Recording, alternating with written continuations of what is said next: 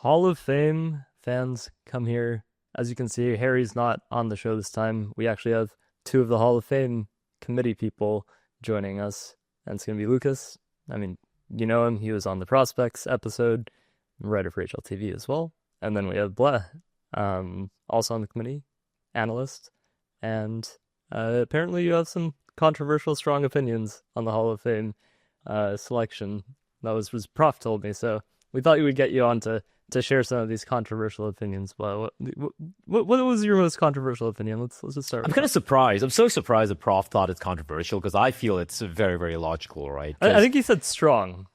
To be fair. Strong, yes. I feel very strongly about how some of the, I wouldn't say the nominations, but some of the ones who have been, kind of voted into the Hall of Fame have been. And my thing is very simple. I feel we should have more weightage.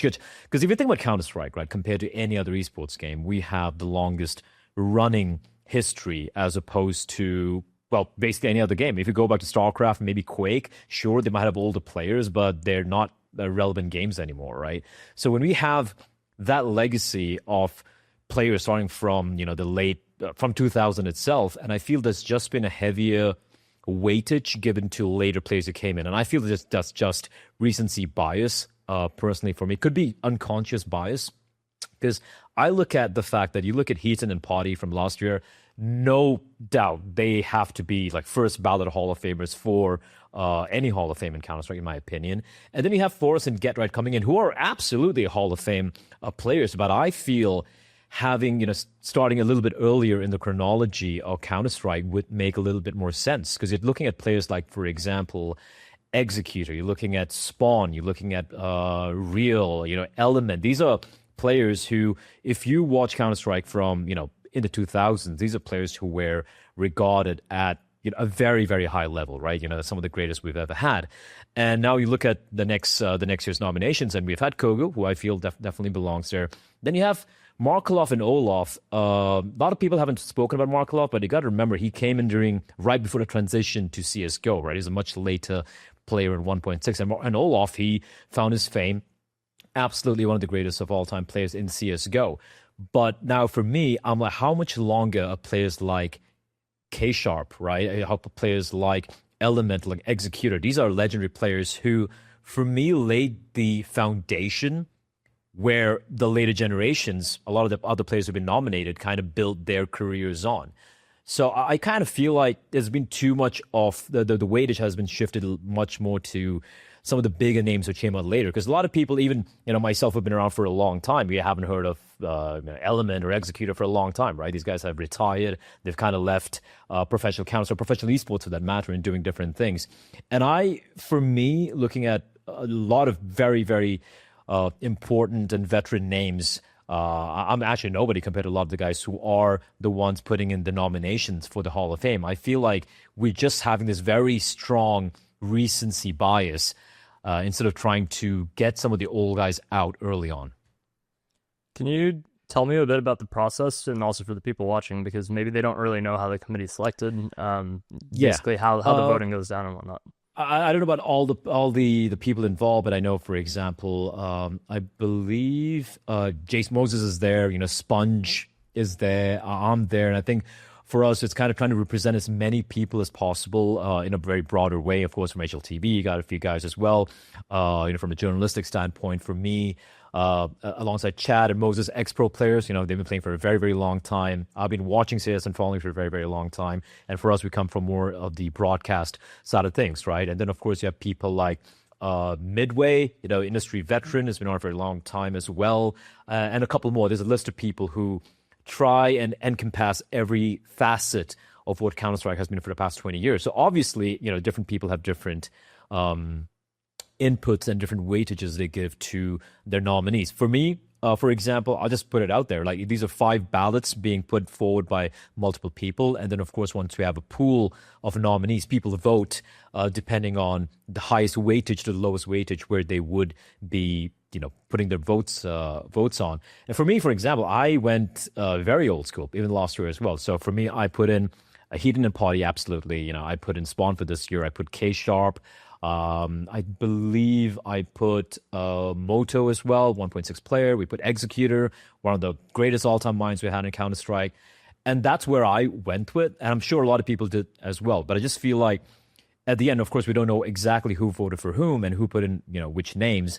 But looking at the results for this year, for example, I just felt like, going for players who are definitely future Hall of Famers. Absolutely. I feel like their time will come, and we're just waiting longer for people to deserve their flowers for a little bit, too long, right? But what about the guys who played in 2002, 2003? You got to wait 2 or 3 more years. It just gets longer and longer. And I feel it is our duty or our responsibility, because a lot of the newer players, let's be real, a lot of people who watch Counter-Strike right now or follow CS are very young or very new. They come from CSGO, or even a lot of them coming in from the latter parts of CSGO. And they have no idea about the history of 1.6, which is pretty much half of the lifespan of Counter-Strike. So I feel like it is our responsibility to kind of educate them, right? Because we do have the history. We are aware of what these players did, and kind of paint a nice picture as to where we come from and what our legacy was. Before we started rolling, you mentioned that you wanted to be a little bit more focused on chronology, having, the older players inducted first. And Lucas kind of just asked why. So Lucas, let me bring in, what do you think of what Bleh said so far and the chronology idea? Well, I mean, a lot of it makes sense, but also it's kind of complicated, right? Because we're setting up a Hall of Fame sort of in, a random point in the game's lifespan. So you said one of the things that you said that was something important, I think, is like you said, oh, these should be first ballot Hall of Famers, right? So right now that's kind of impossible, because we have so many historical Hall of Famers that should be first ballot Hall of Famers that are just not going to be, right? Like the only ones that could be were like the first ones in our first class, right? I'm talking out of all of the historical players. But then out of the newer generation, if people retired, a year ago, 2 years ago, shouldn't they be first ballot Hall of Famers as well? Shouldn't they get in on their first opportunity in the modern era? Right. The problem is there's no rule right now, which there should be, and I'm going to kind of lobby for that at least, which is there should be a period, like a waiting time after somebody retires, like, half a decade or something like that. And then after half a decade, you can become a Hall of Famer, and then, then we'll have somebody will say like, okay, this is their first ballot, and then they can earn that. But the problem is you can't do that with the historical players, right? So I think that it's not bad to put them in slowly but surely along with like more modern players, and like that you just have a little bit more variety. So some people will be, historical legends, other will be a little bit more modern, but you get a little bit of a mix. And like, the thing is, right now, where the Hall of Fame is, everybody deserves to be in. Like, we don't have anybody on the nominations that doesn't have a shot. Like, we haven't gotten to the point where we're saying like, this person deserves it, this person doesn't deserve it. It's more just True. Like, what order do we put people in? And it could be purely chronological, but I also feel like it was kind of neat to have like the old school great Swedes and the new school great Swedes going in together. Like that was kind of a fun class. So like, I don't know. It's just a complicated proposition. When you say like, who, I don't know. Does it have to be chronological? Does it not? Like, I actually have a potential solution. I don't think it's ever going to be perfect, right? I completely agree with Lucas. Also, number one, I get the marketing standpoint. I get it, right? I'm being very anal about, being more honest with the old guys. But I get that if you just have, guys who retired in 2006, for example, the amount of hype for people, modern day fans, would be much less, right? You want to have someone a little bit more new school to drive a little bit of interest. I get that side of thing as well.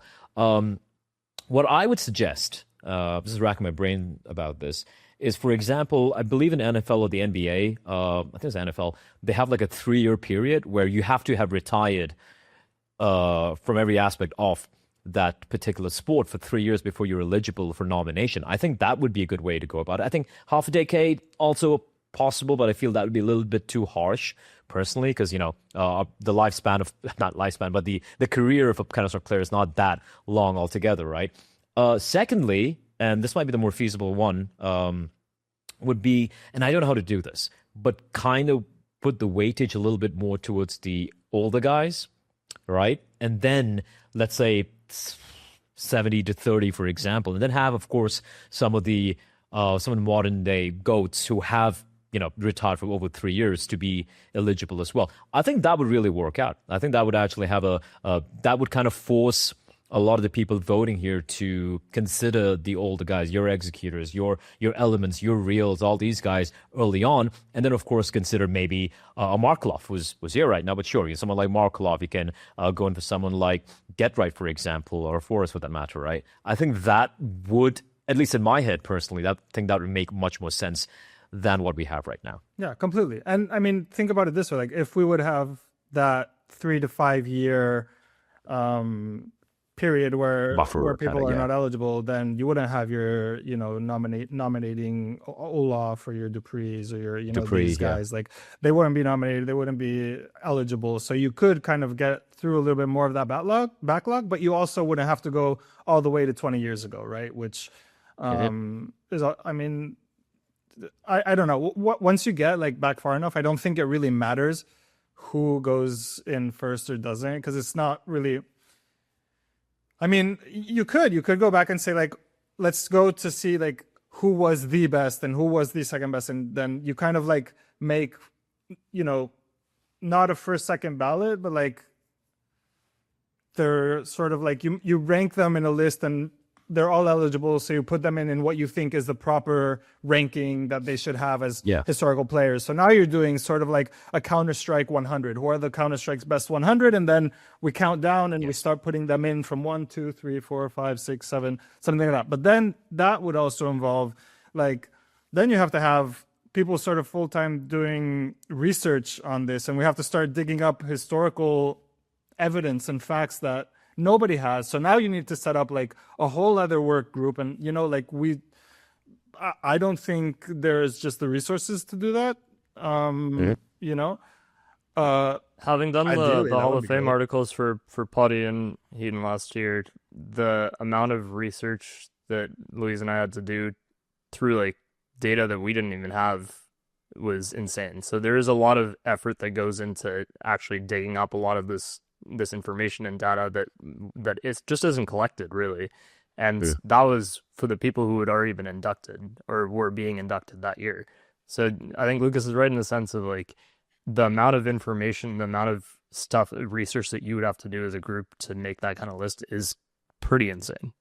It is, but it has to be a concerted effort, right? Like even for me, when I remember a lot of these players, it's a lot by reputation, and I don't have like an eidetic memory where I can be like, oh yeah, I remember, how Real popped off over here, but I remember like there are a lot of elements to it, right? Like for me, before I forget, I want to address what Lucas said right there. When it comes to the pool of 100 players, I look at it in a way of old Counter-Strike and the modern day style of CS. Modern day style of CS would be CSGO onwards, right? I think that's how I would define that era, and pre-CSGO era.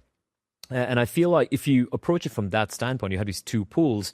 Anyone before 2001, like 1.62, beta all the way back, that would be the one older pool. And then you have the new era for me.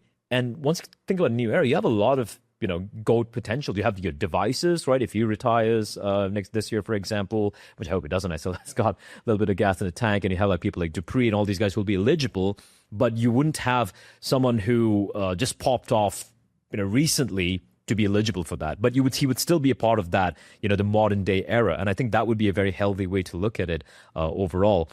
Secondly, as I was talking about, when it comes down to us making these decisions as to who to get forward, it's a culmination of a lot of things. I feel like you have certain players where you can just look at their achievements, look at their Wikipedia, whatever, or all HLTV stats and figure out, yeah, this makes sense. And then you have people like Spawn, for example, who he was never really the best player in any of the years like he was playing CS, right? But he had that cultural impact before it was a thing right now, where people just knew him. He had his frag movies, he had that failed ninja defuse attempt in Cobblestone. He had these moments which people do remember, and I feel like it's basically a culmination of all these things put together where, there is a lot of research required, yes, I had to read through a lot of these old articles in sites that don't even exist anymore to try and understand what the feel was of all these players compared to the players of his time.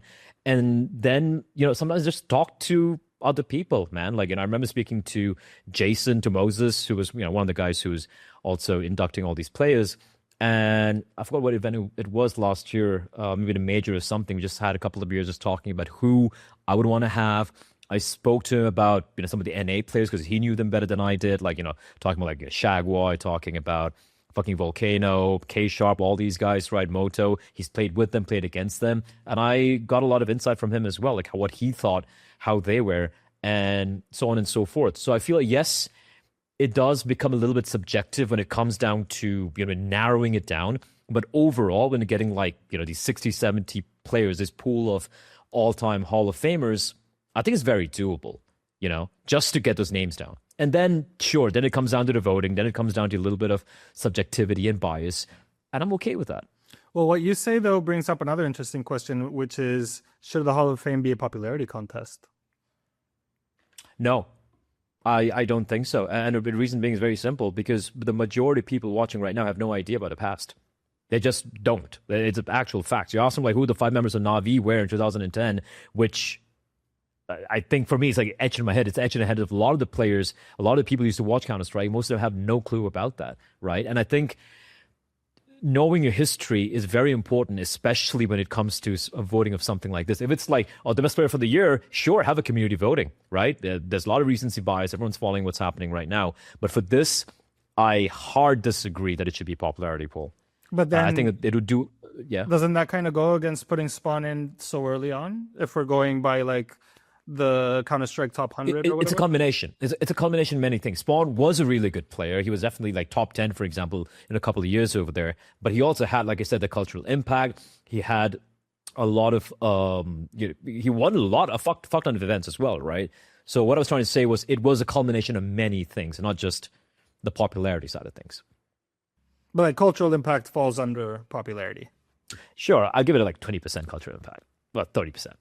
But still won a lot of events. You can't take that away. Yeah, no, for sure. I mean, definitely, of course, is part of the legendary NIP, right? But if you make it a popularity thing, like... But that's my point. I think cultural impact shouldn't really come into play here, right? Like, it should, ideally... Fair enough. It would be like you take this and it's like a top 20 sort of thing where there's a methodology and these are the great players that we look at. And then once everybody has sort of like the information, then you decide these are the players who deserve it. This is the line we draw, kind of. And I mean, it's always a conversation, and there's always going to be favorites, and people are always going to love one player more than another, and there will be some sort of politics, to it at some point. I get it. Here's the thing: like, I want the conversation to happen, right? That's what I'm looking for, and I'm okay with some people not being nominated. I'll give you one great example: Solo. Considered the greatest Asian player of all time. He didn't win too many events if you think about it. He was one of the nominees last year. I didn't even vote for him, even though, Asian CS guy, I didn't even vote for Solo because it didn't make any sense because he was the most famous there. How many S3 events did he win? 2, 3, I believe, in 1.6. That's about it. Didn't do really much in CSGO either. I think he reached IM Sydney, got out on a group stage, a couple of Asian minors. That's about it. And even in his era, you had MTW, you had Fnatic, you had SK Gaming, you had Na'Vi. They were winning a fuck ton more than he was, right? So the conversation comes in, is he someone who really belongs in the early on Hall of Fame, ballot? And for me, I don't think so, right? Again, subjectivity coming in. But he is the greatest from a region which had fucking nothing for like 10, 15 years. So that conversation is something I would like to have. My entire point is I want us all to really have conversations before we go for the voting instead of everyone picking it apart after the voting's done and the Hall of Fame is being announced. I mean, I think a lot of it is just there needs to be a little bit more sort of how do I say it? Like standards need to be set so that everybody kind of understands what it means to vote somebody into the Hall of Fame and what it is that is being looked for. But again, like I feel like it's going to get a little bit cyclical right now with what I'm going to say, but it's like if you don't want it to be a popularity contest, but at the same time, you also don't have sort of like hard data or incredibly hard to find, and people don't have the time to go find all of that data about the old guys. Like, how do you make something fair to bring people in, right? And I think it's just one of those things where it's going to be flawed, and it's going to have to be iterated on, and we're going to have to kind of learn as we go, Yeah. what to do with all that backlog of old people. That a lot of it is like stories, and a lot of it is like, like, and for me it's the same. Like, I'll talk to people and I'll be like, because like I was like 12 years old when I started following Counter-Strike, and that was like the Potty Hidden days. And then there's like 5 years that I went to college and kind of like completely lost touch with everything, and then moved around. And so I also need to kind of like talk to people, find out what their stories are, who has what to say about who, what they think, because like I was also super impressionable when like the Spawn, for example, right? And I remember Spawn being a fan favorite, but like I can't really know without having data to look at if how much I loved him back then was because he was that good, or because he was cool, or because there was hype around him. You know what I mean? So Yeah. like it's very complicated. It's complicated to really like dig out. If we had records of everything, it would just be so much easier, right? We'd look back and we'd say like, oh, they played, like, you can see the events they played, you can see the placements, but beyond that, it's really hard to know exactly how impactful everybody was, and also there's a lot of stories which are great because they point towards some greatness or some greater truth, but also a lot of it can be like wrong straight down. Like, how many stories about people do we hear all the time, storylines and narratives that are kind of built on false premises, that later you kind of dig a little bit deeper and you're like, oh, actually maybe this isn't as true as people are making it out to be, or maybe this isn't as grand, or maybe this isn't as bad, or so so on and so forth. So yeah, it's just one of those things that I think we're going to kind of have to accept it being a little bit imperfect, just because there's kind of like, at least I haven't thought of a way that could perfectly classify all of the greats from the early days in a way that makes sense.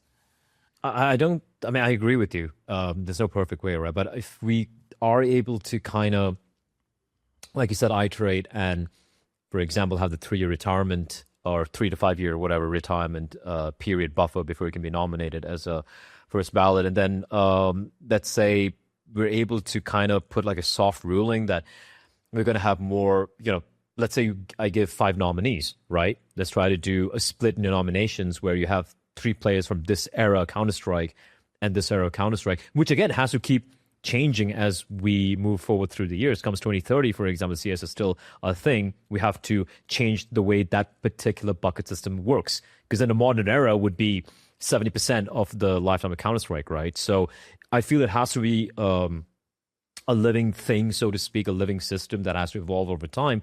But also, I feel once you're able to put these few parameters, it will narrow down or automatically filter players in a way that you have a bigger chunk of players from the older days, right? So for me, even just as a layperson watching, let's say I've followed Counter-Strike for a very long time, I know all these guys, and I just watch this year's nomination, and I mean with zero disrespect to the guys who got nominated, they are absolutely going to be Hall of Famers in the future, every single one of them. But to see Olof Meister come in and win over some of the other nominees that we had, right? I'm talking about Executor, talking about Real, talking about Element, K-Sharp, Fraud.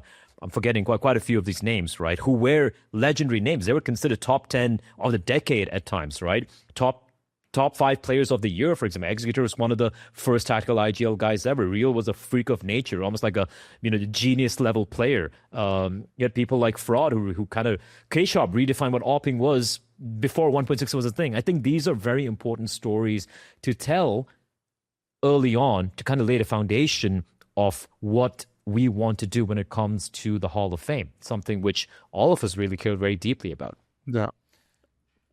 I think 2 things that people have to keep in mind with this is this Hall of Fame is starting relatively deep into Counter-Strike's history, and so there is a lot of catch-up to do, and there's only a certain number of people who can be nominated or who can be inducted per year. That's how it's set up, because, I mean, you're not inducting 10 people into the Hall of Fame in 1 year. It just doesn't make sense. So if we're playing catch up already, and then on top of that, you're trying to make this a legacy thing, I think the 3 to 5 year waiting period makes a lot of sense. Because, for example, a lot of people are talking about Kenny S not making it, and the Olof Meister being nominated. But Kenny S officially retired at the Paris Major. So if there's a 3 to 5 year waiting period, he actually wouldn't even be eligible until next year, for example, if there was a 3 year minimum. So the fact that we're already still playing catch up, but also having this period where players are actually fully cemented in retirement, because we've also seen players retire and then sometimes they decide to come back to coach, and that would also kind of change the whole way this would happen. So if someone retires and then they come back to coach, the entire point of the Hall of Fame is that they're completely done. They're out. I kind of disagree with that. I don't know. Like we have that. That's the one rule we have right now, which is like if you're still active as a coach, you can't go in for your time playing. And I don't know if I agree. Like imagine you coach and like until you're old. Like, are you going to be your whole life ineligible just because you're coaching and we can't celebrate your playing days? Like, I disagree. Like, how does it work in like the NFL or in sports that have Hall of Fame? Are coaches eligible still? I wouldn't know. I think if you're coaching, you can still go in as a player as long as it's been like the 5 or 10 years or whatever length the you need for eligibility. I think at least I think it's that way in baseball if I'm correct. Because that's one that I've been sort of trying to study a little bit lately. Because I find it interesting as well, like what they did, for example, to try and sort of figure out. Well, first of all, what you said about like you can't just put in 10 players in a year or whatever. I think you kind of can. Like the reason this isn't happening with Counter-Strike, I think it's more logistical than anything else, because I would be just like, dude, put all the legends in, put them all in, and then we can start kind of just going with what happened 5 years ago or 10 years ago instead of 20, So I think it's more of a logistical thing, although I'm not 100% sure, but I think it is. Because why not? Why not just put in a bunch of people and then you can kind of start with, the newer things. But also, wait 1 second. But also, so one thing that baseball does, for example, is they have, so the way inductions work there is there's the writers who induct the sort of like yearly, they do the yearly players. And then there's what's called the eras committee, which has like all basically the boomers are in there. And it's a committee that picks the older generations, like players from history, players that have been sort of left behind somehow. Maybe like new statistics and measurements have come out, and new ways to measure players come out, and so they're like, oh, this is a guy we've figured from previous years that needs to come in. And I think that's kind of an interesting way to do it as well, which is having sort of like an old timers committee of people who are kind of maybe experts on that, and they can be the ones who nominate like all the players from back in the day. And then there's a different process for sort of like your modern era players. Like, I don't know, that's something I think needs to be sort of looked at and studied a little bit, because I think there is something to sort of figure out there. I feel, I think for me, even though that would work for, bigger sports, especially ones who have had like, 50, 80 years of league play, that would make sense. But I feel that would fracture our, people a little too much. I don't think we have enough people, honestly, who are part of like making a Hall of Fame thing altogether. That would be my thing. The coaching thing, was taking a look right now at, for NFL. And obviously, you're going to have different factors, right? We have people who are players, GOAT players, and they retire, become a coach, for example, and then they have a long coaching career. In NFL, I feel like there are these different criteria where once a coach reaches a certain age, for example, like a real life age, that's when they're going to be eligible to become a player, because they can keep coaching forever, right? And should they really wait forever before they're eligible? I think that's a very valid point. That's something that can be ideated upon. A player who is a GOAT candidate and he becomes a coach and is just coaching for 10 years. Let's say it's 40. Zonic, for example, I think he just hit 40 right now, 39 or 40, which is pretty old for any active player as a coach or a player or whatever in any tier of Counter-Strike right now. And I feel like in CS, just putting it out there, let's say if you cross 40, right, I think you can potentially be eligible. if you have the career, right? Zonic had that career as a player, as a coach, so he could be nominated for a Hall of Fame even if he's active post 40. See, that's something I feel like we can potentially work with, and even people who barely had any pro playing career, but if they're like a GOAT level of coach, for example, that's something which we can use as a criteria as well. So I feel like these are things which absolutely can be worked on as we go through the years, but at least for the next 3 to 4 years, personally, for me, I don't think we need to make it too intricate. I don't think we need to go into those details, because I feel like I just could name like 10 to 20 people right now who are eligible and should be nominated. So I feel like working on that for the time being and then keeping the other small little details for later, I think that makes more sense. I wanted to pick your brain a little on some of the names you were saying earlier. Can you tell me more about like why you think Executor or K-Sharp should be nominated, like or should be inducted? Like, tell me about the players, because I think a lot of people, as you were saying earlier, they didn't follow the game back then, right? Yeah, like if it goes back to the early days of Counter-Strike, which for me is how I started watching it around 2001, right? Just playing a little bit, not watching super seriously. 2002 is when I started really watching it, but.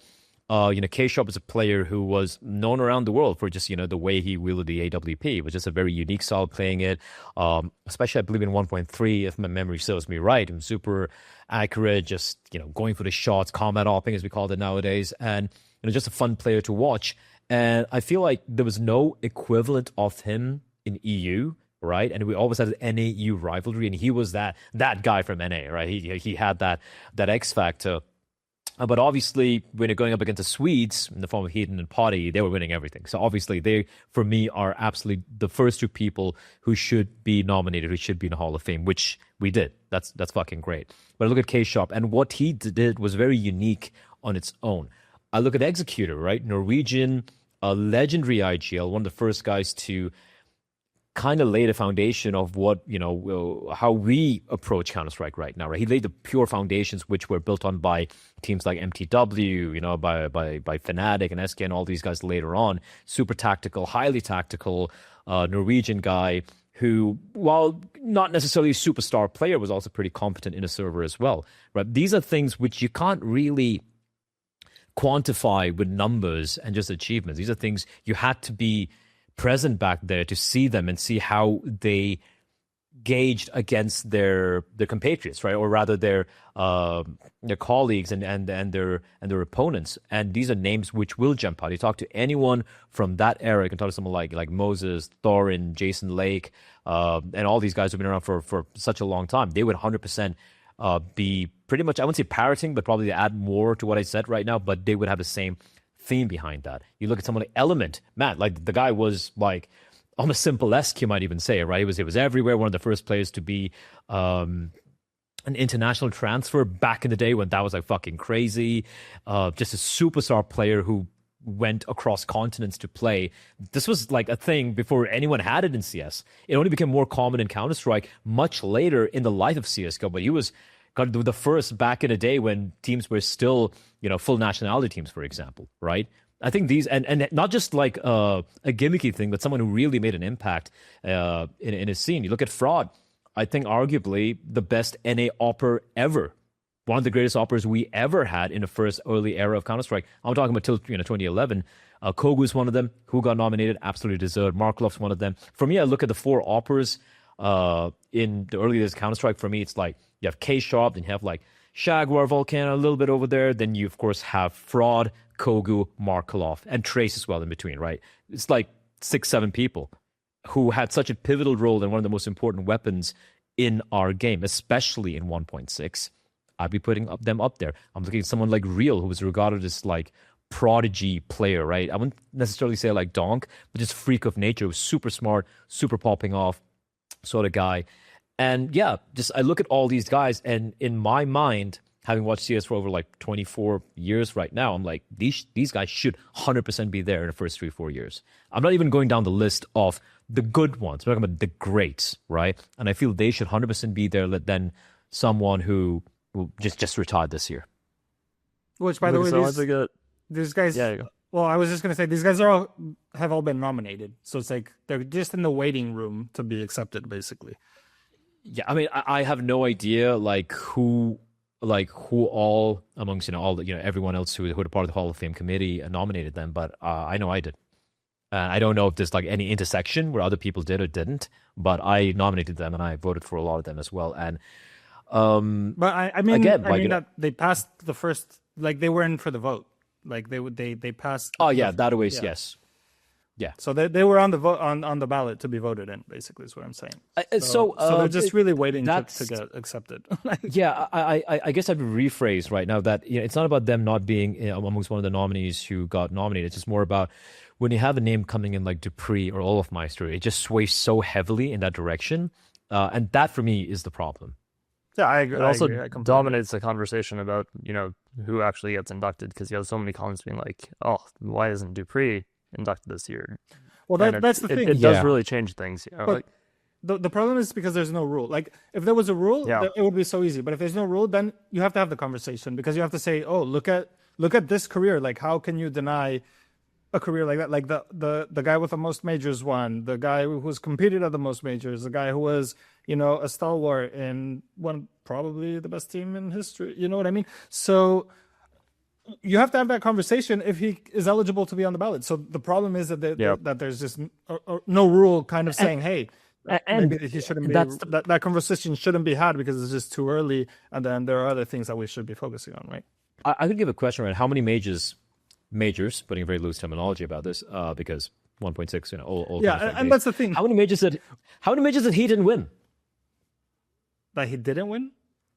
Like, how many did he win? Right? Like, we don't know because there's no objective metric behind that. Right. So we can't use that. So we do have to rely on a little bit of subjectivity, a little bit of just reading stuff and not having the actual numbers. But I feel like that should be enough. That should really suffice for us to make a reasonably educated decision on some of the older guys. It's only when it comes down to nitty-gritties of, for example, do we put fraud in before cogu? Do we put cogu before fraud? Sure, then jump into the numbers. I'm okay with that. But then we don't have those numbers, right? So then we dig in, we try our best, and then in the end, it comes down to the voting. And I know for a fact that, fine, cogu comes in this year, fraud comes in next year. I think everyone's going to be okay with that instead of dupreeh coming in instead of either of them. Yeah. No, I agree. Yeah. I agree with that. I think, but at the same time, I don't think like,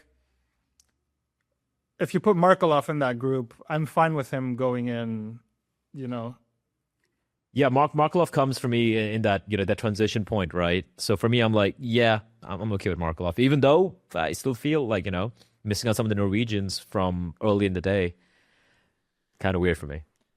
I think one thing that you said earlier, Lucas, that is fair when I think about it is that this idea of, only being able to induct a few people per year and not actually have everyone in, there is something to that, because we are stuck in what you guys have both called this waiting room, where we just have these people who everyone knows should be inducted, will be inducted eventually, and we just have to wait until we work our way down the list. So it is this little bit of a weird period where there's going to be a few years of playing catch up, but then after that, my question is like, how many people would you want to see inducted into the year once this, backlog is caught up? Because we won't necessarily have, players retiring left and right either. Well, then it doesn't become how many get in. It's where's the level of who should be a Hall of Famer and who shouldn't, and how many people are there that pass that threshold, right? And then it's like, I don't know. Once it's like figuring out who should be in, and then every year you kind of like look at the ballot and you say, how many people pass that threshold? How many people should be, enshrined? Maybe 1 year it's 1 year it's none, 1 year it's 5, it depends. I think it has to be more based on just who's eligible and who has the merits rather than just saying a number. I also wanted to get your thoughts on who you would have liked to see. I mean, Bleh named a couple himself. You can't say everybody. But it is. I want to get the problem is everybody who's been on the ballot. Who do you nominate? Everybody who's been on the ballot. I don't know. I'd have to look. So what I did is I did some moderns and some olds. I did. So I was like, and that was sort of, so when I sent my nomination, I said, I'm like, I don't believe Olofmeister should be enshrined, but if he is eligible, I believe he needs to be he needs to be nominated. Like, and so it was like, and that was kind of like also a point for me to say, like, we need to have some rules of who's eligible and who's not eligible, because I think right now it's a little bit of a disaster because it gives opportunity for this to happen, right? Which so it's like, if he's eligible, which I don't think should be the case, I feel like he should be nominated. So like Olofmeister was one. I think I did the same with dupreeh, and then the other three were like, I can't remember if one of them was maybe cogu.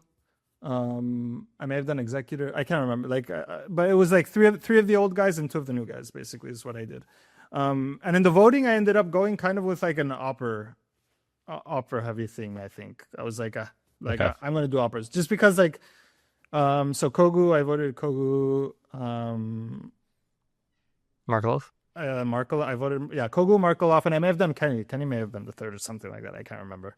And I was like, we had a Swedish class, so I'm gonna vote for like an opping class, just because it's like, I mean, it's like all of these people should be in, and all of these people have their merits, and unless we have sort of like a methodology, then I do feel it opens the door to kind of being a little bit more vibesy like this. So I feel like what we should do is kind of establish a little bit more like what are the parameters, and then you can go and say like, oh, following these parameters, these are the players who should go in. But at the same time, I would be fine with anybody being on that ballot going to the Hall of Fame, because they're all eventually going to be there, right? And now it's like, Yeah. Go ahead. No, I completely agree with you. I feel like you said, if you're eligible, you should 100%. If I think everyone should belong. If you could have like a 20-person Hall of Fame next year, I'd be very happy to have fucking markeloff. I'd be very happy to have the dupreeh and all these guys. If they have gone past the parameter of retirement age or whatever. But for me, again, I look at it from the other end of the spectrum, where I'm like, okay, sure, these guys all belong, but when it comes down to the voting, they're always going to be having the weightage because of subconscious recency bias. It's always going to happen to 80%, 90%, 80% of people who are nominating these guys and voting for them as well. Because you got to remember, we nominate and we vote, right? And it's a weighted system of voting as well. I look at someone like Element, right? Executor, K-Shop, the guys who've been there like at the very beginning alongside your Heaton, alongside a party. And then I ask the question, how much longer should they wait? Right, and I think that's a very valid question as well, because no one's going to be creating threads on HLTV asking, oh, well, why the fuck's K-Shop not there? Why the fuck's, the Executor not there? And I feel, for me, just as one of the guys, putting the nominations, I feel like it comes to me, lies on me to have the small responsibility of putting these names forward and trying to get them through, because I feel like they're due their flowers. Everyone else says time will come. It will come for olof, for fucking simple, for everyone. But I feel for them, it's been 20 plus years. They're due their flowers, and I want them to get their flowers. That's a good point. That's a good point. I do want to talk about yeah, but also I would say yeah. But also, is it not nice to have sort of balanced classes in which we can speak of different eras and in which we can see players from different, like, that's one of the things I kind of did like about this year's inductees, was that like maybe in Olofmeister, if he were a little bit older, not somebody so recent, but like the fact that we can go back kind of through different eras of the game, like that's also kind of like a nice thing, because then we can talk about the transition with markeloff, then we can talk about like the earlier days with cogu, then there's a little bit more of that variety, and I mean, it's not terrible either. And then next year we'll also have somebody, probably, I would imagine somebody probably older and somebody maybe like a little bit, whereas if you just put all the old people in, then you kind of focus on that for 1 year, and then it's gone, and then And you lose it doesn't come a up. little bit of you lose a little bit of viewership and a little bit of like, just the overall hype as well. I'm not going to deny that, right? Like having someone a little bit more recent does bring eyes and attention to these sort of things. And that's something I'm not going to fight against. I'm looking at a very idealistic standpoint. What I would like, for example, next year, for example, right? We put a couple of parameters down. Retired for 3 years, right? 3 to 4 years, not being an active player.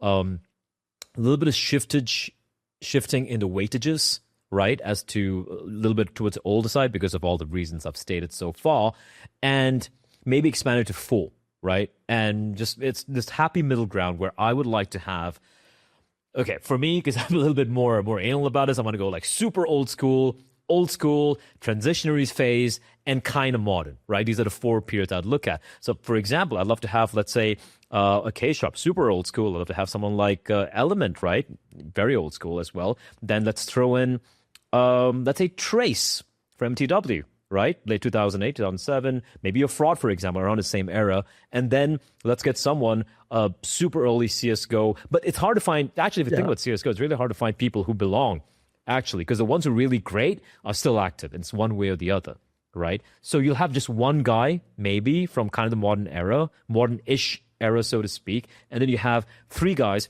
from 3 different buckets of the older era, if you have 4 people, that is. I think that made me kind of reasonably satisfied. I don't know how practical that's going to be, but I think that's something we can move towards. I mean, I think down the the newest ones would be the markeloffs. Like that I think that's kind of where we should be at right now.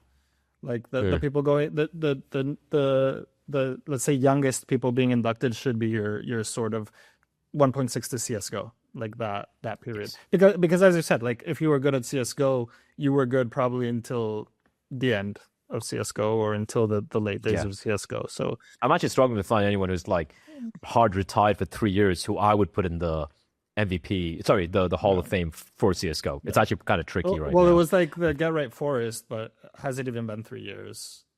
Exactly. You know they wouldn't like, be there. They with would be this like, criteria, yeah, exactly. Right? Like that would be, yeah. So, but I feel like this also is really cool narrative we can look at where, someone's gonna retire, and the 3-year period's gonna elapse, and you're like, yeah, this guy's gonna be a fucking a Hall of Famer right now. I think there's a certain level of hype to that as well. That's fucking personally. awesome.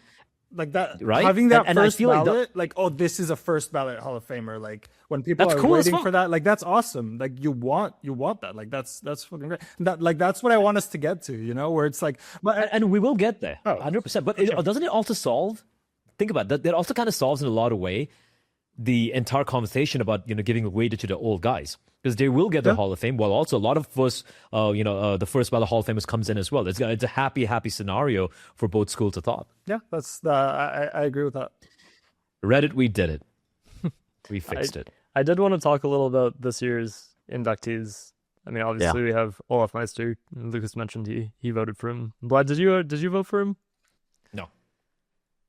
Okay. Well, in this end, a lot of comments obviously about him still being on FaZe's bench. He is not. He is a streamer. He's a streamer for FaZe. He's not been a player for a while, but he obviously has the most recent legacy out of the 3 players who were inducted this year.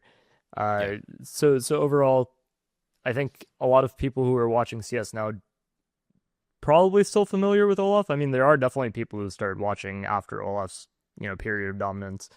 But what do you think about him actually making it through overall?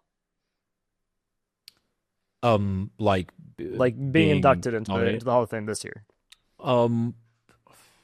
I won't lie, it did put me off a little bit. Not again, I don't have to reiterate this, but not because he doesn't deserve to belong there. Obviously he's definitely a future Hall of Famer. Just but how recent he is, right? How recently he's played overall, and especially if you look at the other nominees. I don't know if you have the list right now for us or not, but I have the list here, right? I'm just gonna read out the nominees we have. Yeah, like Cogu.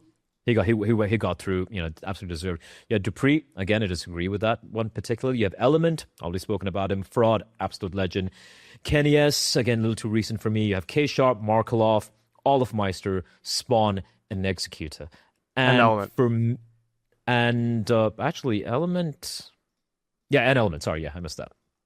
I look at all these names and I'm just like, especially with 3 spots open, I'm just like, how did Olof get in when he's just barely retired? You know, he's very, very recent. He's only known in CSGO altogether. And then you have these other players who have had a full career, you know, way in the back, they've had an entire story. They've had a story's been told.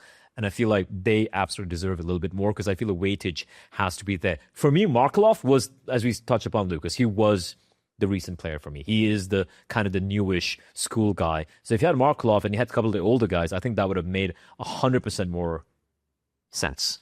Yeah. So I mean, and once again, like just to reiterate, but it's like the problem is, so what you just said, which was like, oh, you know, we're waiting for this guy to become eligible to the Hall of Fame so that he can be on first ballot. So the way I was seeing it, for example, with like, since we don't have that waiting time, it's like, oh, these guys deserve to be first ballot. So with the old guys, since you can't really do first ballot for them anymore, the guys who are eligible to be first ballot, they should maybe be. I mean, aren't they? You know what aren't I mean? they first ballot just by the nature of how we're doing the Hall of Fame? I know what the definition of the first ballot is, but this is like the first and second iteration of the HLTV Hall of Fame awards, right? So in a lot of ways, all these guys are also first ballots, all the old guys. Right. Well, I mean, You get what I'm trying to say, yeah. but so the way I see it is more like with the old guys, they can't be first ballot anymore because they're all in just like a massive group that, like if you put 3, there's a bunch of those guys would be first ballot, but you only put 3 guys in a year, so their first ballot would have been Heaton Potty, right? That was kind of the first ballot for the old guys. But with a guy like dupreeh, who just retired, this was his first ballot. Like he couldn't have gone in the one last year, so now he's now going to be first ballot. Like he's not a first ballot Hall of Famer anymore because he didn't go in his first ballot. You know what I mean? Okay, fair. I see what you mean. Yeah. So it was I believe he like maybe he isn't a first ballot, like, but he should have the chance to be. You know what I mean? Like, Yeah, I agree. Which is why I did touch upon like the weightage bracket, right? I think I right now off the top of my head I don't know how to define it, but trying to kind of lay out some rules, so to speak, as to how many people can nominate for a particular era, I think would really fix that particular issue. You know, so you don't take away the joy of having a first ballot player coming in, you know, an absolute legend from the modern day era, but also you give a lot of a little bit more emphasis, a little bit more to the older guys, you know, who I don't want them to wait for 2 or 3 more years or 4 or 5 more years for that matter, just because there are a lot of these new first ballot guys coming out. Well, you know, why should these guys wait 30 years? Right, when their active career ended like fucking 20 years ago. So that's my entire pitch with that. I mean, yeah, and let's say, imagine there was like, sort of a way to do it where it's like 3 guys go into the Hall of Fame every year, and then if there's like a clear, like first ballot modern player like that just hit his 3 to 5 year eligibility or whatever, comes in, then you put in a 4th or something like that. Maybe that's a way where you can still have somebody that's a first ballot guy that people want to put in could still go in, and then you can still like work through the backlog, putting kind of the majority of players through that system until that backlog is gone, and then you can just have like one normal sort of ballot just for everybody, right? I don't know. I agree. And also like the HLTV Awards, when I looked at the site, I mean the mini site, it did state, if I'm not mistaken here, like, you know, between 3 to 5, right? It can be between 3 to 5 people who'd get put into the Hall of Fame every year. So last year we had 4, this year we have 3. And I think keeping that a little dynamic, I think it would solve that issue, 100%. Lucas, you said you voted for Olaf, so tell me about inducting him. I don't think I voted him. I think I nominated. Oh, you nominated him. I think I nominated. I'm not sure if I voted. Yeah. Okay. I'd have to look. I know that my big votes were for the operas, because as I said, I just went with a sort of like themed voting. That's kind of interesting. And also because it was so the way I saw it was it was different eras and themed, you know, like themed around operas plus different eras. And I was like, that's, I don't know, that was just sort of like one way where I had both a little bit of something different in the chronology, instead of just picking old, just picking new, whatever. But at the same time, it was kind of like, oh, look, if we had a Swedish class, then this class would be something like that, you know. But yeah, anyway, sorry. Interesting. Well, you had a comment? No, I just voted for the guys I nominated. I know these 5 guys deserve to be there. And actually, to be fair, I think a lot of I wouldn't say a lot, but like maybe 3 out of the 5 people I nominated, they were the same people who were being nominated by a lot of the people, right? I feel like in a weird way, a lot of people, we nominated the same people, but the voting went a different way. They voted for people who were more recent, right? I don't know how many voted for whatnot, but I just realized looking at the like 10 people involved in putting the nominations, right? And if you look at the total number of players who did get nominated, it was like 10 or 12 people. So there was a lot of overlap in a lot of the players. But when the voting happened, I kind of have a feeling, obviously I have no idea like who voted for what. I have a feeling that even the players who got nominated the most, they didn't get through, they didn't get enshrined in the Hall of Fame. So it's a very different, I feel like it behaves in a very different way altogether, the nominations and the voting. Or also for Lucas, like I said. Go on, sorry. Yeah, so I may have voted for, I can't remember, but if I did vote, it was one of the smaller, because it goes with points, right? So it's like you have 5 votes, and it's 5, 4, 3, 2, 1. So I may have given him like a 1 or 2 or something. Yeah. So let's talk about the operas a bit then. Obviously, Kogu's and I'm guessing you both voted for him. Yes. I think I voted. I think I gave him like the 4th billing for me. As in 4 points. No, like 2 points. Okay. Because I went very chronological. So I had like Executor, Element, I think K Sharp, and then I had Kogu, or something like that. Yeah. And in terms of having him inducted in this year's, what do you guys feel overall? How do you think his legacy is?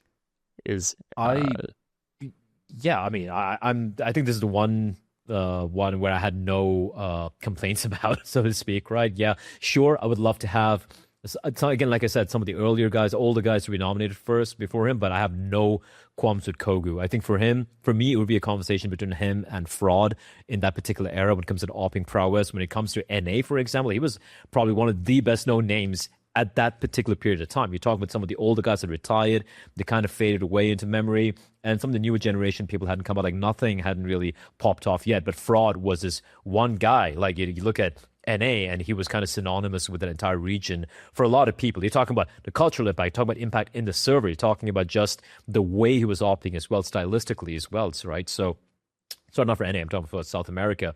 And this is like before You're Fallen, right? Before everyone else. He was the one guy who was able to kind of usher in, even though, yes, you had people like GXX and some of these older guys, the name Bit, for example, and some of the other names not coming to my head right now, but he was so talismanic overall for the region, which is not something you can say for even some of the GOAT players out there, right? Like he was such a standout player, such a carrier of an entire region that for me, no doubt, I feel like he should have been the first 3 years of the Hall of Fame nomination. I feel like he should 100% been in. So I feel like 100% all my vote for him.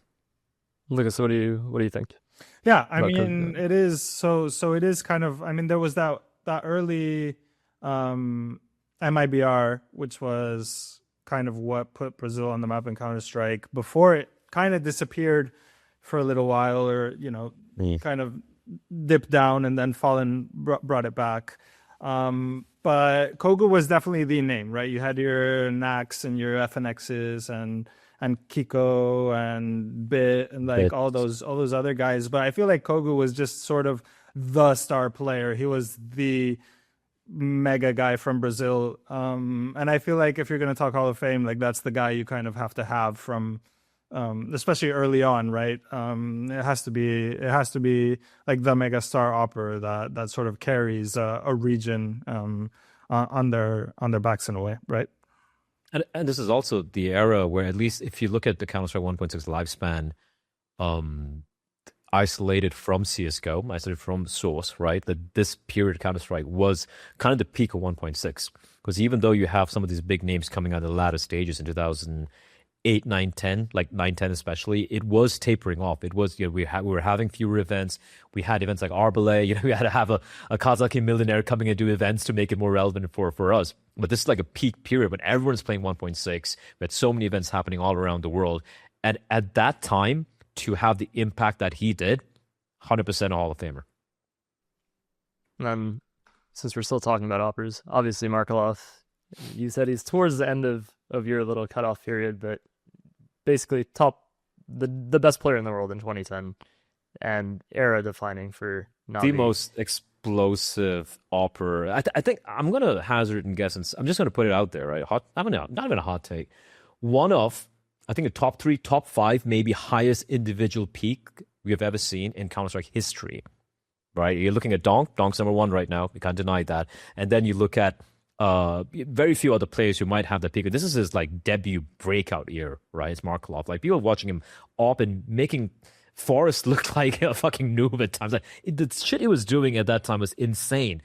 But here's a caveat, right? But if you look at his tenure at the very top as a player, it's a very, very, very short period of time. Extremely short. 2010 came out, they just owned Counter-Strike 1.6 in 2010. Even though Fnatic were close second, there were a lot of back and forth over there against Fnatic and even MTW as well. 2011, still kind of dominant. That's when 1.6 was dying out. He even stopped opping, giving the op to Starix, and he was kind of rifling at that point in time. CSGO, he did nothing. Right now, he kind of disappeared. They came back. He had a year or so, but nothing to be done. So his Hall of Fame here, that's where you can ask a few. I can ask a few questions. Absolutely all-time, great opera, but his peak was such a short period of time. It was like 2 right? years. And if 2 years, 1.5 years, I can even hazard. So why is he there? Why not some of the older guys using the same, thing? So many conversations to be had. People could be like, K-Shop was only really good pre 1.6. Fair enough. So Markeloff was good for 1 year. So this was another one of the conversations that I wanted to have in this podcast. Is like the first one was how long should a player be not eligible after their playing career, the 3-5 thing that we said. And the other one is like, how long does a player's career have to have? The problem with this is that it's a standard that you couldn't really apply to people back in the day when Counter-Strike was a lot more amateurish. Even the pros back in the day, they would have like their off-season jobs or whatever you want to call it, and be doing other things in life and stop and come back and focus on other things. And now you actually have like professional guys who can go on for a decade. So should you be like, oh, they have to have played a decade? Like nowadays that would make sense, but back in the day, not as much. And I think Markeloff is kind of like the most egregious in this case, where it's like, but he actually did have a long playing career because he had like the CSGO days and all that. But like he played a Prosto at Pro 100. Yeah, how you pronounce it? I think he played there for a while, right? Isn't Hellraiser's Dragons, like all that? Yeah. I wouldn't put a criteria at all for a very simple reason. Where if Donk played 1 year Counter-Strike last year, right, and it just retires, I'm done with CS. I'm out of here, and he goes on to do other stuff. Would he definitely not be a nominee? I don't know. Is 1 year a Hall of Fame career? Markeloff clearly had a 1 year Hall of Fame career. I think that's his other achievements. But that's the question. Is it? That's the question. I agree. But wouldn't you have like we can with the peak that Donk had? Wouldn't he be like the greatest peak ever by a player in a year, even if it's just 1 year? I feel it's worth a conversation to have him in the Hall of Fame. Okay, I'd agree with that. I think the other thing with Markeloff is you were talking about cultural impact earlier, and the way Markeloff impacted players for taking up the op role, especially in Russia, Ukraine, like he defined opping back then. And a lot of players have specifically called to him as inspiration for what they do. Like he changed the way a lot of people approach the role, but also the way people looked towards opping. Like Simple's talked about him as an inspiration. Like there's so many players from back then that have openly described Markeloff as their inspiration. So cultural impact wise, he had a massive can- impact, even if it was only for a very short period. I can even go further. You want to talk about like overall impact of markeloff? You can even talk about how the Ukraine didn't really have much when it comes to esports until this Navi team came together, right? And then they became Team of the Year in 2010. Markeloff, the star player by far, right? And then the organization Navi came forth. They got a Dota team, won the first TI, and then established themselves as one of the go-to, make one of the big bastions, so to speak, in esports overall, not just in Counter-Strike. And look at the legacy that Navi have had. The team with the most number of major playoff appearances, the most number of major appearances, right? The players they've had. It goes even further than just inspiring a few players. They're talking about entire country, entire region being kind of seeded by what this one guy did with a 1.5 year peak career. That's about it, right? So again, I think it goes back to what we said earlier. It's a culmination of a lot of factors we need to address, talk about, and put into the equation when we decide these things. And no one person will be the same. So Lucas, there's go. So I was gonna say there's one interesting thing that I saw, which I was reading actually. I'm reading a book called The Politics of Glory, which is by Bill James, who's a famous like baseball. He did like sabermetrics and all of that, and he's just a big commentator. He's talking about the Hall of Fame, and there was one chapter that I was reading that kind of reminds me of this conversation. It's two pitchers. One of them is very consistent for a really long time, and the other one is a little bit less than consistent and has like some very big years and some off years. And basically what he boils down is like, do the big years lead to his team winning more often than the guy who is consistent during a really long period? And he kind of ran some experiments, and he was like, yeah, actually the hot and cold pitcher will lead to his team winning more often, probably, than will the guy who's consistent over a long period of time. But at the same time, I feel like that's a small, that's kind of like nitpicking when you already have a standard of like somebody has to be great for this amount of time for that to be considered something like historically great, where we enshrine a few people, right? So I don't know what sort of, if there's an answer or not, but I do feel like a Hall of Fame does kind of have to pose that question of, does longevity matter? And I kind of think it does. Like, even like if somebody like, I don't know, for the soccer fans, I'm going to say this, like the best player I ever watched, like not best, but like my favorite player that I ever watched was Ronaldinho, who had like 2 or 3 good years. But it was like the most spectacular, fantastic football I ever watched. And like, I'm from Barcelona, so I like would go to the stadium and I would see him do things that were just like otherworldly. Biased. Oh, completely biased, of course. We all know that Messi was the best player in the history. But anyway, no, I'm kidding. But my point is still, my favorite guy was the guy who had like the 2 or 3 spectacular years. But would I consider that to be really like a legendary feat? Like, no, like I don't think that's like, like at the same level as somebody who is just like fantastic for a really long time. Like, you know what I mean? Like, I do think longevity does matter. Like, there's something to somebody being able to go out there and do that over and over and over and over again for many, many years. That does merit sort of a special reward. In this case, Hall of Fame. I feel like it's yes and yes, right? Like, I agree with you 100%, but I feel like, like how Markeloff deserves his flowers for what he did. Like, pulling up the highest peak is something not a lot of people can do. Not a lot of people can do. It's a handful, right? It's a handful of players can ever do that. And you're talking about like super elevated, like you're talking about people who peak to the level of the stratosphere, basically, right? You're talking about Simples and Donks and Zywus and Markeloff for that matter. And I feel that's worthy of conversation. Then you look at someone like Carrigan, right? And how he has reinvented. Star player at the end of 1.6. Remember when he played with like Friss and all these guys? He was never looked at as a cerebral player.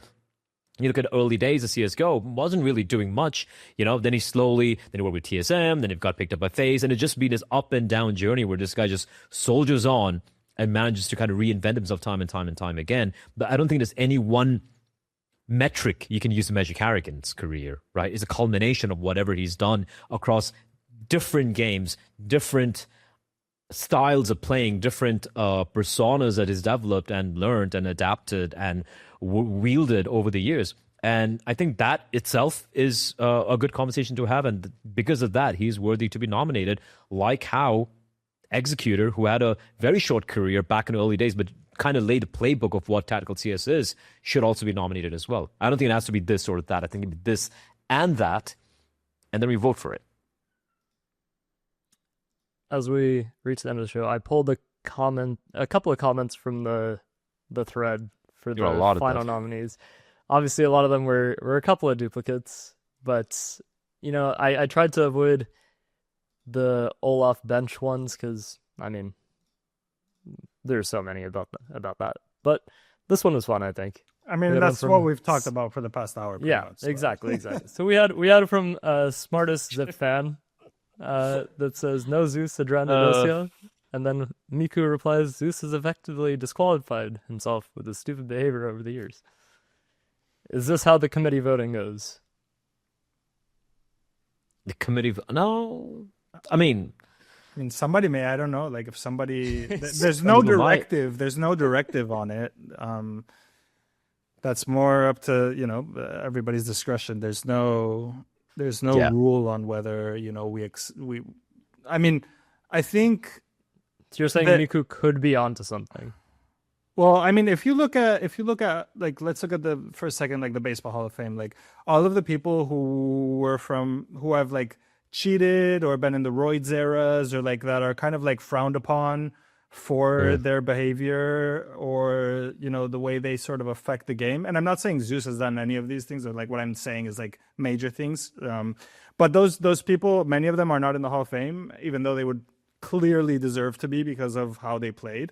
So I mean, I do think it does play a part. Like people will vote kind of, I think, for people who kind of uphold sort of the integrity of the game and the beauty of the game or whatever. But there's nobody saying this person can't go in or that person can't go in or so on and so forth. It's like, it's gonna sound funny, but like the one Hall of Fame I follow quite well is wrestling, right? Like professional wrestling, WWE, for example. Always been a big fan. I love it as a product, the entertainment value, the storytelling, even though it's not real, it's all scripted and whatnot. I think there's a lot of value, a lot of things we can learn from how they approach something which is clearly just theater, right? It's just like physical theater. And there have been athletes like wrestlers in the past who should have been Hall of Famers, but because of certain things they've done, right? It's a very volatile industry. There's a lot of bad shit that's happened there as well. But I know for a fact a lot of people who should have been nominated based on their achievements and maybe the longevity, maybe the impact they had when they were wrestling, have never been, and I doubt will be nominated or be in a Hall of Fame because of some of the things they've done. And they've never come out and said explicitly why they haven't been. It's just like, every year people are like, why is he still not nominated? And people are going to be like, yeah, because, he did this, right? And I think that is, like Lucas said, there's no rules or regulations or very stringent rules or regulations of how we should be voting, but I feel like that will play a part, just how it is. But you got to remember as well, a lot of these older players and some of the people who would be, who are nominating these guys might have some beef with some of the older players, might have some issue with some of the older guys, which we don't know about. So yes, that will play a factor. But then again, which is why we have the pool of people who are voting, right? There are different people from different walks of life, different parts of the industry, different all around the world. So, yeah. So what I'm hearing is very, very unlikely Chris J is ever nominated. Moving on. I didn't say that. We have, what the fuck, I'm not Prodka, who loves rain, who says, olof getting top 3 in this voting is so questionable. Even if they want to include someone from Go, dupreeh clears olof any time. olof is in the bottom 3 for me for the ones nominated. No spawner element is crazy. And then Twixty says, agreed, it really shows a lack of knowledge from the committee. You know what? What the fuck? I'm not from Prodka. He's got a bit of a point. I'm not gonna say like he's like super olof's bad or whatever, and dupreeh clears olof super easily. But for me, like I said, no spawn, no element. We have being nominated. That's kind of, again, I agree with you. I think that's kind of crazy. And for olof, you got to remember, yes, double major winner. Crazy peak player of the year 2015, right? olof boost, cultural impact right there. But then he did retire pretty early, right? He was in FaZe, and then after 2018 retired. So overall, pretty short period of time at the very top, so to speak. And then he became kind of pretty much inactive after that. Then you compare to someone like dupreeh. He won the major, his first major, like only 2 or 3 years. I think 3 years after olof, 16, 17. Did he win 17? They won in 17, right? Atlanta. Yep. 17, the first one. So 2 years after olof, after which he won like 4 more, right? And 3 more. had the Or no, longevity, 4 which is more, all, sorry. 4 more, yeah, including with vitality. And he had a longevity, which is at the pretty much almost the very top for about double the time olof had. So if you're going to use a logic, and if both of them have, actively retired, I would personally have given it to dupreeh. The thing is, I didn't vote for either of them because I wanted to go with the, with the element, with the spawn. So I agree with them. So here's a couple of questions then. First of all, how do we treat injuries in a player's career? Because olof had an injury right when he was at his prime and he was at his best, and that's one of the reasons that cut his career short. So is that something that should be taken into consideration when thinking about that? And second, we kind of return to that previous conversation about, are we taking the longevity of a great player versus maybe a better player statistically, or who carried harder in his team's victories? What matters more or matters less, right? Yes, but which is why, for me, I would measure every metric possible. Like I said, for olof, I told why he's regarded as a GOAT, and we look at dupreeh, why he's regarded as a GOAT. We look at Kenny S, and why, we talk about how his opping made Valve nerf the op, right? We saw, just from an eye test and looking at the top 20 players of the year and everything, the major win, and what he was doing with that weapon, I think Kenny S is also up there as well. Then it comes a little bit more subjective, but I would try to measure as much as I can all these metrics. And even, let's say, I love the Fnatic team, man. I love the 2015 Fnatic team. They were the original FaZe bullshit before FaZe bullshit was even a thing. And I used to love to watch them. So I would be subconsciously a little bit biased towards olof, but then I have all these facts in front of me, and I would have to still go with dupreeh. And that's how I would personally do the voting, except for the fact that I'm a little bit more of a boomer, so I go with the older guys. But if I had to vote between these three, I would go with dupreeh. Okay, we have our last comment from Bomberman that says, the way HLTV has set up this Hall of Fame is quite terrible, to be frank. If olof is already getting to the Hall of Fame, what about at minimum 10 1.6/source players that should be inducted before him, but have nowhere near the same value/popularity since CSGO was a much more popular recent game? Also, I've said this a bunch of times, but we are getting close to 30 years of history for this game. 3 to 4 players per year is going to take a decade to get through in the backlog at this rate, not accounting for future Hall of Famers that may retire in the meantime. Then we just have a reply from RM Roll that says, agreed, but there are not that many Rolexes available. And honestly, I think you might be onto something. That's when real life gets in the way, right? All right, maybe switch from Rolex to something else, I guess. No, you get a Casio. I agree with Bomberman. Hey, Casios are fucking great, dude. And when HLTV gets another big injection of money, get a Patek Philippe or something, I guess. I don't know. Listen, I 100% agree with Bomberman. I can maybe not with that much of hyperbole, but I feel I think it's got a valid point. Very much reiterating what I've said all this while, honestly. So yeah, I got a few of people out there agree with me on this. Yeah, this definitely reiterated a lot of the stuff we talked about, but it was more so for the Rolex bit that I had to pull this up. Although I will say, like when we said about the first ballot Hall of Fame with the 3-year retirement thing, I think that would solve a lot of his issues when he says like new people coming in and pushing out the old guys who need to be there. So that should be solved if we go with what we suggested. But I think we need probably like a longer time then, honestly, more than like 3-5 years. Like he's not wrong. Like how many if we do the math at 3 a year, like how long would that backlog be? I think it would be So it would would have be like 30 a in 10 decade. years. Oh man, that'd be a big backlog. Right. Yeah. That's my. That'd be a that's big my backlog. So point. yeah. Like, yeah. So, But I okay, don't know. but here's the thing. I think it might taper off because, like we said, like if I look at CSGO, for example, CS2 CSGO, for example, and I look at the number of Hall of Famers who would come down when they retire completely, right? It just won't be that much. I feel we might reach a point in time where, let's say, 15 years down the line, you know, touch wood, that we kind of go through all the old heads. I mean, I was scrambling to find some more people who would be an obvious nominee for the Hall of Fame, right? It could potentially happen as well. We don't know. Because, again, we're looking for elite. We're That's not going kind to of be... what I was asking Lucas earlier about, Yeah. like, if we did induct everybody from the past, how many would you want to see per year? Because it does come down to, if you're trying to make it a Hall of Fame and make people very specifically deserving of that, then you're not nominating everyone. You're like, it's going to be a very small pool of people pretty And that quickly. also, I mean, and that also comes back to the kind of point that I was trying to make of like, how do you measure in the historical players who is at an elite threshold Yeah. when all you have is kind of results and storytelling mostly?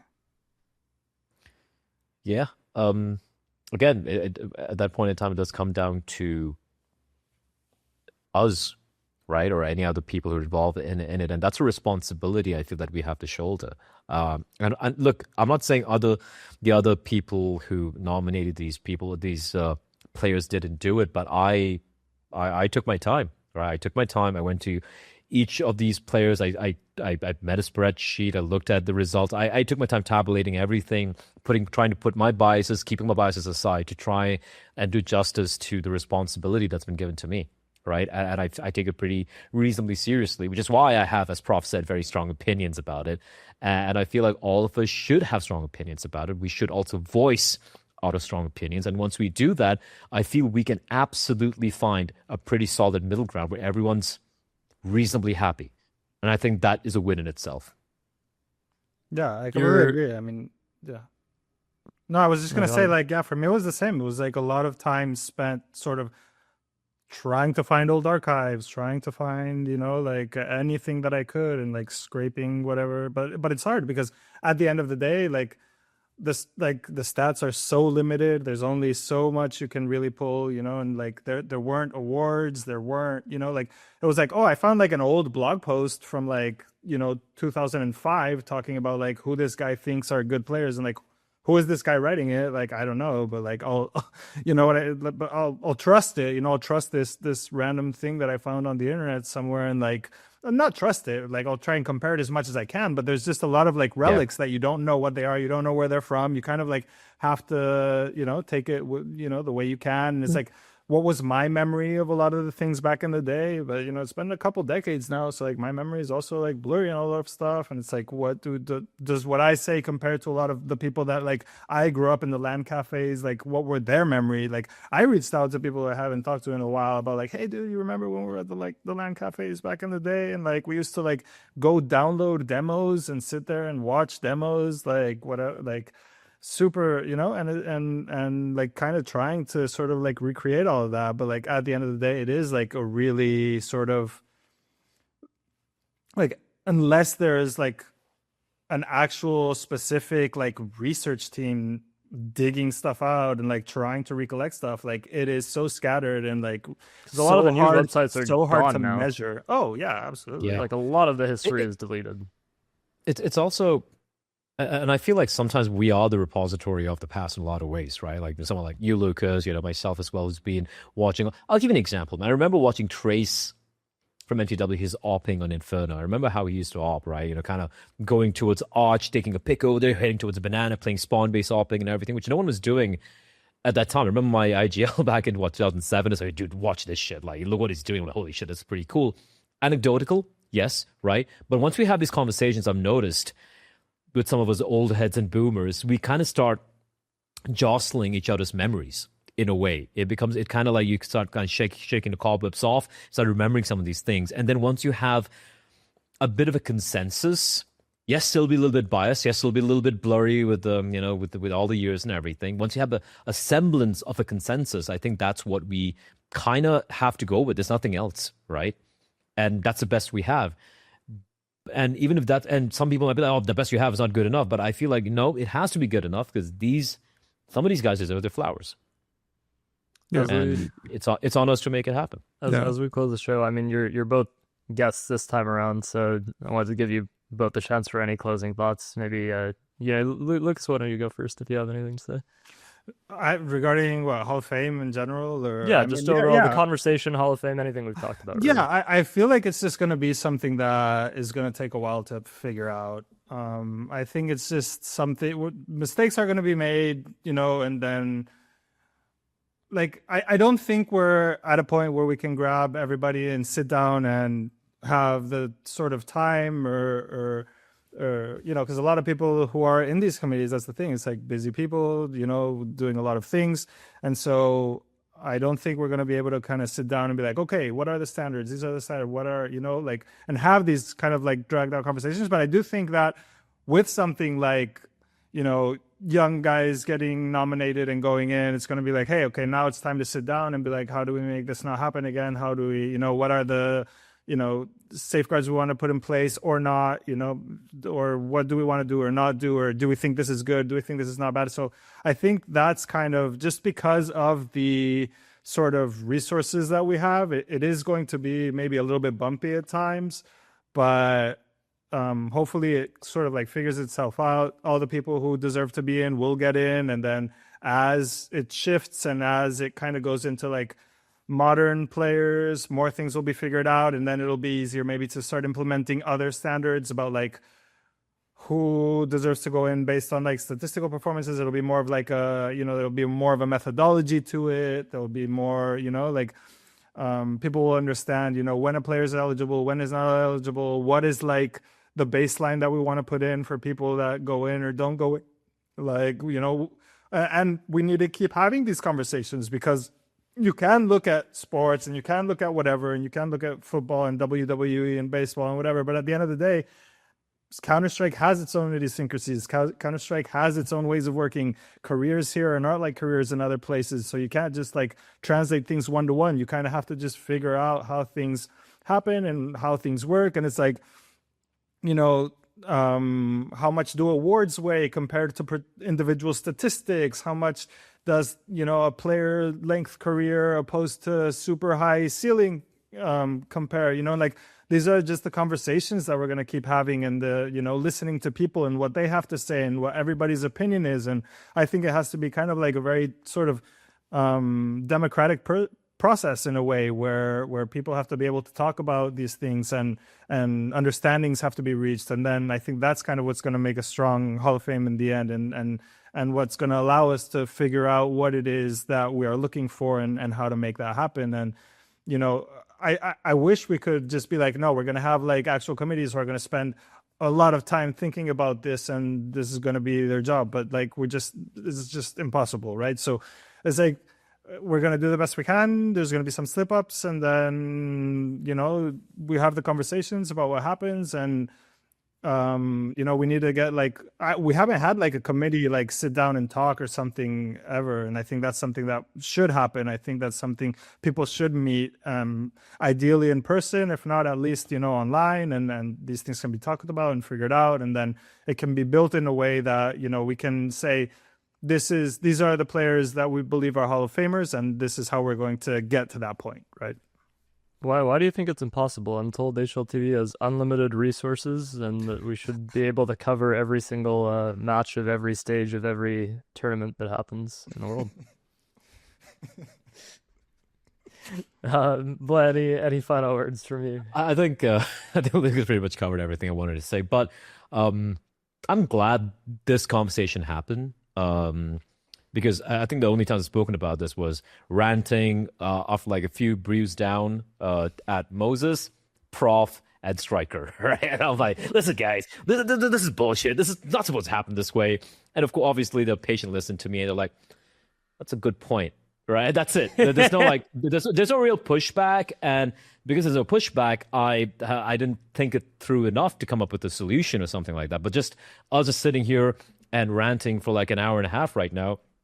We already have a germ of an idea as to how to approach this, and now I feel like even for me, after having listened to Lucas's side, your side as well, Note, I have a better construct in my head as to how I would want to see this happen, how I would want to see this flow. But I've also done the research as to how the NFL, the NBA, the WWE, whoever are organizing their Hall of Fame as well.